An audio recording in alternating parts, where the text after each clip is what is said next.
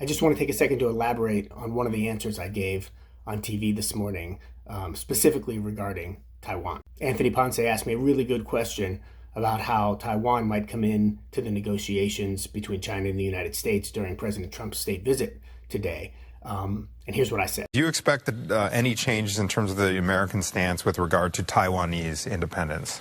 I don't, to be honest, I don't know how much it's even going to come up. It should come up a lot because this, 4 years ago when we started thinking about Russia and Ukraine, this is what the question that came. Well, if Putin can do it, what's going to stop China from taking Taiwan? Yeah, just going in. This is absolutely what's the thing. But I think that question is going to get pushed to the side. The other question that's pushed to the side is all the human rights violations that China has been engaged in. Previous presidents, when they meet with China, talk about this a lot. I don't think President Trump is that interested because he's more interested in economics. And secondly, I think the war is going to overshadow that. Of course, the broader point I was trying to make was that the war in Iran was overshadowing much of the things that normally would be on such an agenda. But one of the things I should have said was that China can use Taiwan as a piece of leverage in negotiations with the United States.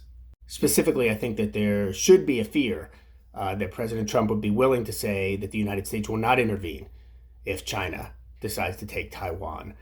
Certainly, we've seen a reluctance to be wholeheartedly supportive of Ukraine with President Putin's advances over the last few years.